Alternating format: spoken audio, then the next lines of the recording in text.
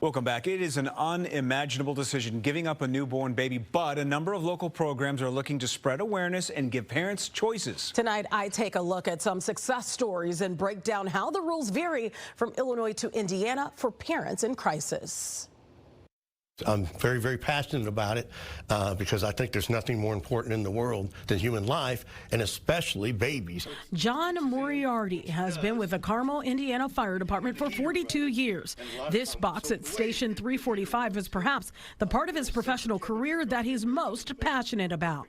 This is just what I do and what all the firefighters do throughout the country. We save human life, and we're going to do whatever we can to do that. This is a Safe Haven baby box. It was installed here in 2018 after Moriarty and Carmel's fire chief David Habish were approached about the program. Not only is Carmel's box one of the first to be set up, but it also holds another record. We've had 4 infants. Really, even though the box has been here for almost 5 years, we really had all of our infants surrendered here in the span of about 18 months. They hold the record nationwide for the most babies surrendered in one Safe Haven baby box. Monica Kelsey is the founder and CEO of Safe Haven Baby Boxes. She believes this Carmel fire team's dedication to children in their care is part of why they've become the busiest. The guys at Carmel Fire, they're amazing. He talks about seeing the guys walking with a bassinet to the ambulance when the first baby was surrendered. And he says it looked like a bunch of angels protecting this child. And I think women's seen that. I think women want that for their child.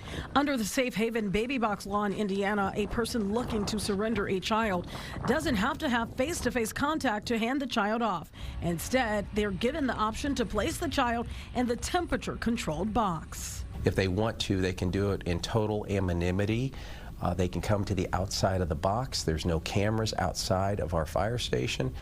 Kelsey says anonymity is key to making sure mothers feel comfortable with the drop-off. When they don't have to feel shamed or judged, they can just place their child in these boxes, and these babies are picked up within a couple of minutes. Kelsey started the baby box program out of inspiration from her own beginnings. Her own mother left her at a hospital just 2 hours after she was born. Doing the research for when I started Safe Haven Baby Boxes, I started going back and I started looking at all of these babies that were just dumped in our country. Every 3 days in America, a baby is being found deceased in our country or found literally clinging to life in a dumpster, a trash can alongside a highway. Here in Indiana, since she started the baby box program, no baby has been found deceased. And so we know it's being effective and it's working. Kelsey says John Moriarty has been a key support for the program, not only helping to bring the box to Carmel, he also went on to help make the information booklet on the program more thorough. I had our paramedics and EMTs help me write the program.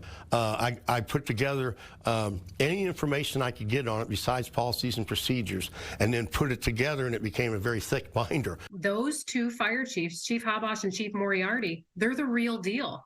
They are grandpa to all of these kids.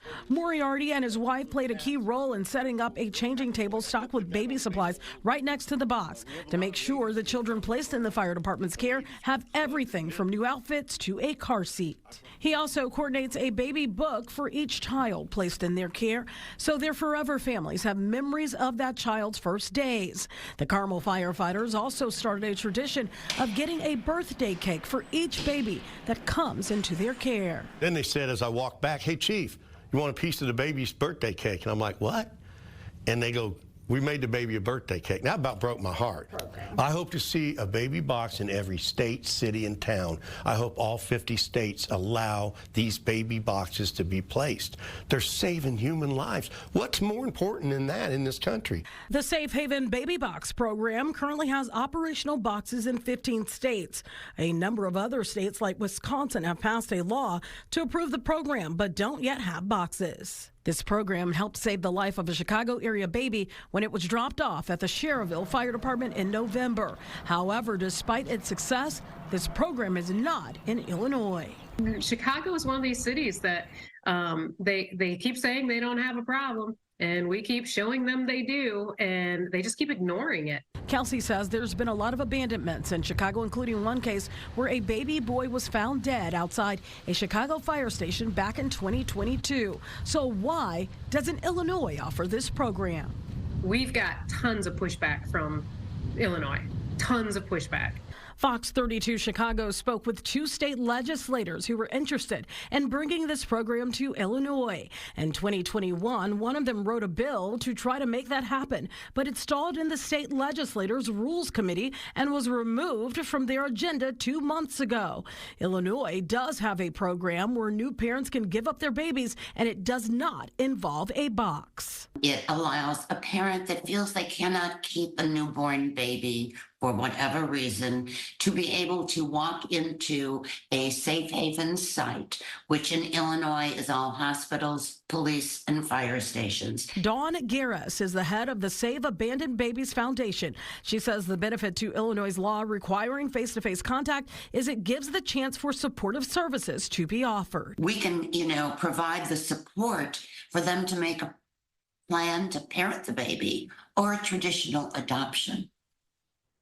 If you give a box to a woman instead, you eliminate that possibility. Since 2001, the foundation says 159 infants have been dropped off at Illinois safe haven sites and that another 92 were illegally abandoned. While Garris adds it is not mandatory for a parent to speak with someone when handing over a baby, she feels her program is safer because it gives new moms the opportunity to receive help with any potential medical complications. We're already promising them anonymity. The law has been in effect now for 21 years, and it works. The law is not broken, it works. Well, both programs say the bottom line here, it's all about saving lives and raising awareness. If you'd like to learn more about either program, we'll have links to both posted on our website. That's fox32chicago.com.